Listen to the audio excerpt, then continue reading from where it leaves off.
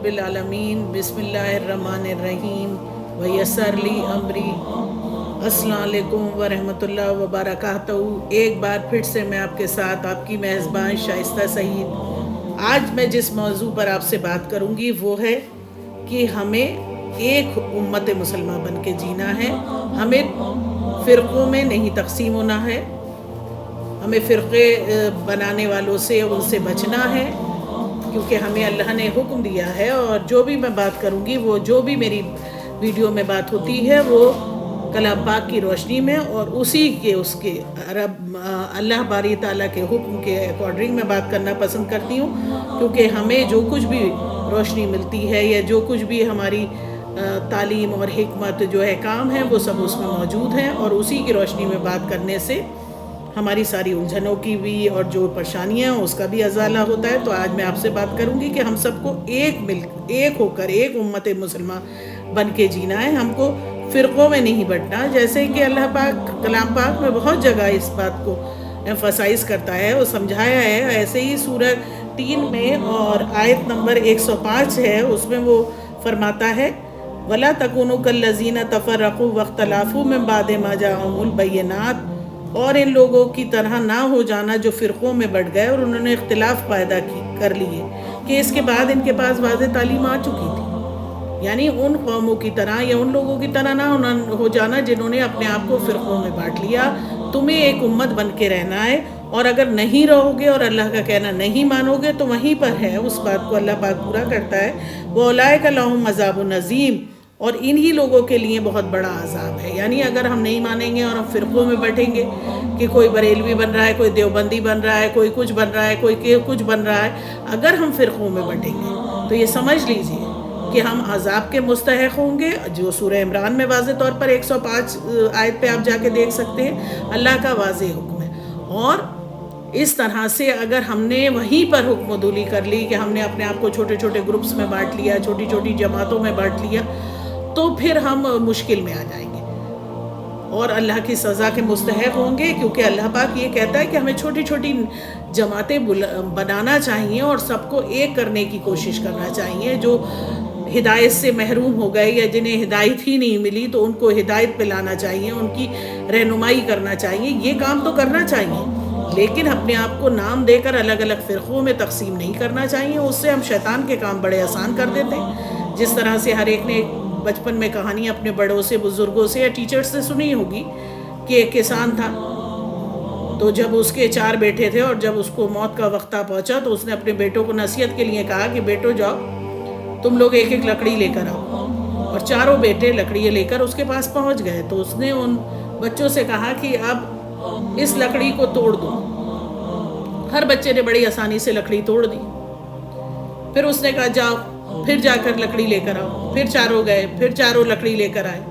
اب اس کسان نے کہا لاؤ اس لکڑی کو مجھے دو، اور اس نے وہ چاروں لکڑیاں اپنے ہاتھ میں لے لی اور اس کا چاروں کو اکٹھا کر کے ایک گٹھا سا بنایا اور ایک بچے کو دیا کہ لو اسے توڑو۔ تو جب اس نے ٹرائی کیا یا اس نے کوشش کی تو وہ اس کو نہیں توڑ پایا۔ تو اس نے ہدایت کی کہ دیکھو مل کے رہو گے تو تمہیں کوئی نہیں توڑ پائے گا، اور اگر تم الگ الگ فرقوں میں ہوگے تو تمہیں کوئی بھی آسانی سے توڑ کے تمہارا خاتمہ کر سکتا ہے۔ تو اس میں بہت حکمت ہے۔ تو اسی لیے اللہ پاک نے، کیونکہ اللہ کی کوئی بھی نصیحت، اس کا کوئی بھی حکم بغیر حکمت کے نہیں ہے، تو اس بات کو تو پوری طور سے اگر آپ مانیں گے، سمجھیں گے تو آپ فائدے میں رہیں گے اور آپ ہر مشکل اور پریشانی سے بھی بچیں گے۔ اور ہمیں اپنے اندر اس طرح کے لوگوں کو بھی جن کو اللہ نے جانکاری دی ہے، جن کو شوق دیا یا جن کو بیان کرنے کی صلاحیت دی ہے، تو چھوٹی چھوٹی سے ایسے جن کو جانکاری ہے وہ گروپس بنوائیں یا انفرادی طور پر لوگوں کو بلائیں، اچھی باتوں کی طرف، اچھی باتوں کے لیے ان کو نصیحت کریں، اور بری بات اگر کہیں ہو رہی ہے، کہیں غلط ہو رہا ہے تو اس سے روکیں۔ کیونکہ اسی صورت میں اللہ پاک یہ بھی کہتا ہے، سورہ عمران میں ہی ہے آیت نمبر 104 پہ وَلَا تَكُونُوا مِنْكُمْ أُمَّةٌ يَدْعُونَ إِلَى الْخَيْرِ وَيَأْمُرُونَ بِالْمَعْرُوفِ وَيَنْهَوْنَ عَنِ الْمُنْكَرِ، اور تم میں سے ایک جماعت ایسی ضرور ہونا چاہیے جو خیر کی طرف دعوت دے، نیکی کا حکم دیتی رہے اور بدی سے روکتی رہے۔ کیوں؟ کیونکہ یہی لوگ کون ہوں گے؟ فَأُولَٰئِكَ هُمُ الْمُفْلِحُونَ، اور یہی لوگ فلاح پانے والے ہیں۔ یعنی اگر آپ کے سامنے غلط ہو رہا ہے، برا ہو رہا ہے، تو آپ اس کو روکنے کی کوشش کرو، ناحق ہو رہا ہے تو روکنے کی کوشش کرو. یہ نہیں ہو کہ درگزر کرو بھائی ہمارا معاملہ نہیں ہے، ہم تو اس میں بیچ میں نہیں پڑیں گے، ہم کیوں بیچ میں پڑیں بھائی، ہوتا ہے جس کا ہو، کیوں جھگڑ رہے. تو یہ نہیں کہہ سکتے، اس کو کہنے کے لیے منائی ہے، اور اس کو ہم ایک حدیث کی روشنی میں بھی اور اچھے طریقے سے سمجھ سکتے ہیں.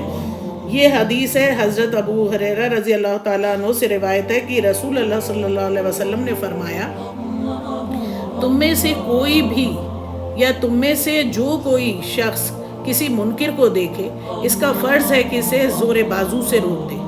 بس اگر اس کی طاقت نہیں ہے تو زبان سے روکے، پھر اگر اس سے بھی ہمت نہیں ہے تو دل میں برائی سے، نفرت سے ضرور اس کے لیے رکھے. اور یہ ایمان کا کمزور ترین درجہ ہے کہ مطلب اگر آپ کہیں دیکھ رہے ہیں کہ کوئی منکر ہے، کوئی غلط ہو رہا ہے، کچھ ناحق ہو رہا ہے، تو آپ اسے زور بازو روکیے. اگر آپ میں اس کی طاقت نہیں ہے کہ آپ اسے نہیں روک سکتے تو کم سے کم آپ زبان سے روکیے، اس کا احتجاج کیجیے. اور اگر وہ بھی نہیں کر سکتے تو دل میں کم سے کم یہ کہہ کے اٹھیے یا برائی لے کے کہ غلط ہے، بالکل غلط ہے. تو اگر یہ والی بات اگر آپ کی کہ دل میں آپ تھوڑی سی نفرت لے کے وہاں سے اٹھ رہے ہیں، تو سب سے نچلے درجے کا یہ ایمان ہوگا آپ کا. اور اسی بات کو اگر یہ آپ کہہ دیں کہ نہیں بھائی ہم کیوں کریں، ہمارا کوئی مسئلہ تھوڑی ہے، ہم کیوں پڑھیں، تو اب آپ یہ سوچ لیجئے کہ پہلے آپ بندے کس کے ہیں؟ اللہ کے. تابع کہ ہمیں تابعی کس کی کرنی ہے، نقش قدم پہ کس کے چلنا ہے؟ پیارے نبی صلی اللہ علیہ وسلم کے.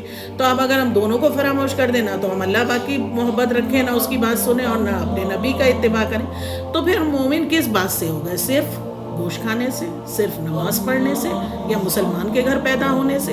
اس سے کوئی بھی مسلمان نہیں بنتا. ایمان والا اپنے اعمال سے ایمان والا بنتا ہے، کھانے سے، پیدا ہونے سے، یا مرنے کے بعد مسلمانی رسم و رواج سے دفن کرنے سے کوئی مسلمان نہیں بنتا. ایمان کا تعلق دل سے ہے اور عمل سے ہے. جب دل اور عمل اللہ کے احکام کے مطابق ہوں گے، نبی کی سنتوں کا اتباع ہوگا. سنتیں صرف یہ نہیں کہ نماز میں کھڑے ہو کر پڑھ لی ہم نے، ہو گئی سنتیں پوری. سنتیں جو ہیں ورب، یا میں نے اپنے کاموں میں وہ جھلکنی چاہیے. اگر وہ چیز آپ کے کام میں نہیں ہے، صرف مصلے تک ہے، تب بھی آپ سنتوں کا حق ادا نہیں کر رہے ہیں. کیونکہ لائف جو ہے ہماری، جو اسلامک لائف ہے، جو ہمارا ایمان ہے، جو ہمیں اللہ ہدایت کرتا ہے، وہ be practical on the real ground of this life. ہمیں اس زندگی میں پریکٹیکل ہو کے بات کرنی ہے. ہمیں صرف تھیوری رٹ کے پاس نہیں ہونا جانا کہ کوئی ایگزام دے لیا، تھوڑا بہت رٹا مارا، جا کے پاس ہو گیا. ہمیں پاس رٹ کے نہیں ہونا، ہمیں اسے اپنی زندگی میں اتارنا ہے، اسی کے اوپر عمل کرنا ہے، اور اسی سے کے ساتھ اپنی زندگی گزارنا ہے. تب ہم اللہ کے نیک بندوں میں شمار ہوں گے اور اللہ ہماری بخشش کرے گا. اور یہاں پر مجھے پھر ایک بہت ہی خوبصورت شعر میں آپ کی نظر کروں گی. یہ اقبال صاحب کا ایک شعر ہے، واہ ناکامی متائے کارواں جاتا رہا، کارواں کے دل سے احساس ضیاء جاتا رہا.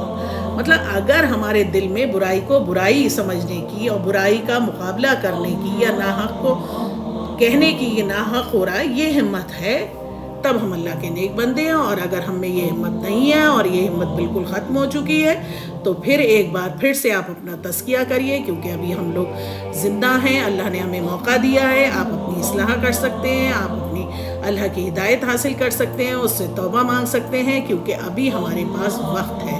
ایسا نہ ہو کہ یہ وقت نکل جائے اور پھر سارے دروازے بند ہو جائیں، اور پھر آپ کو معلوم ہے کہ اگر وہ دروازے بند ہو گئے تو پھر انسان کا کوئی بھی مددگار نہیں ہوگا.